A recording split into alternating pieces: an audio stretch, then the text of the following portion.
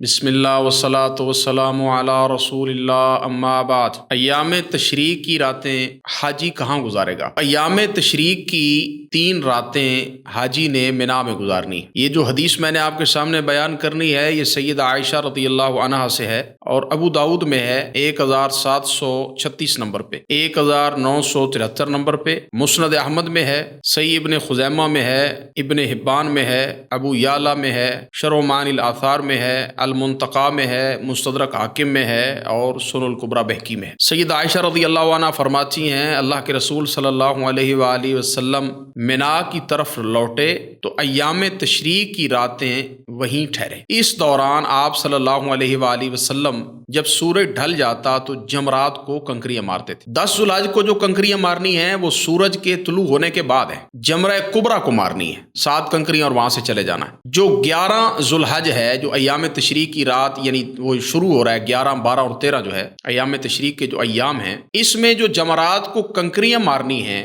وہ زوال شمس کے بعد ہے۔ پہلے جمرے کو 7، دوسرے کو 7، تیسرے کو 7، تو یہ پھر اسی طرح آپ نے ترتیب کے ساتھ 3 دن کنکریاں مارنی۔ ایام تشریق کی راتیں منا میں گزارنا واجب ہے، جمہور علماء کا یہی موقف ہے۔ نیل الاوطار میں امام شوکانی رحمہ اللہ نے بڑی تفصیلاً بات کی ہے اور ان کی دلیل کیا ہے؟ آپ صلی اللہ علیہ وآلہ وسلم نے فرمایا خذوا عنی مناسککم، مجھ سے حج کے طریقے سیکھ لو۔ اور یہ مناسک کے حج میں سے ہے کہ انسان ایام تشریق کی راتیں منا میں گزارے۔ 2 روایات سے ہم نے معلوم کرنا ہے کہ اگر کوئی بندہ کسی عذر کی وجہ سے منا میں رات نہیں گزار سکتا تو اس کے لیے رخصت موجود ہے۔ سیدنا عبداللہ ابن عمر رضی اللہ عنہ فرماتے ہیں کہ سیدنا عباس بن عبد المطلب نے اللہ کے رسول صلی اللہ علیہ وآلہ وسلم سے منا کی راتیں مکہ میں گزارنے کی اجازت طلب کی تاکہ وہ آب زمزم پلا سکے۔ ظاہر ہے حجاج کو پلانا تھا یا باقی لوگ وہاں جو ہوں گے۔ فأذن لہ، تو آپ صلی اللہ علیہ وآلہ وسلم نے ان کو اجازت دے دی۔ یہ روایت صحیح البخاری میں ہے، مسلم میں ہے، ابو داود میں ہے،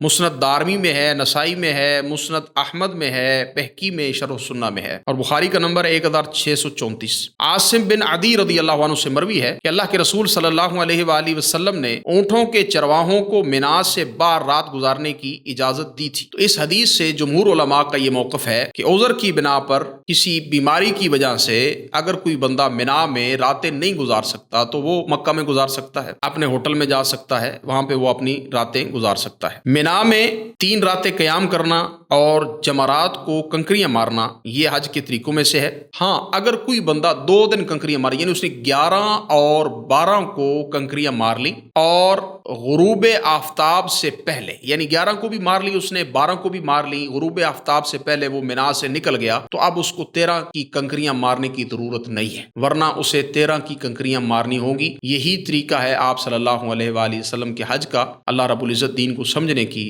اور عمل کرنے کی توفیق دے۔ وآخر دعوایا ان الحمد للہ رب العالمین۔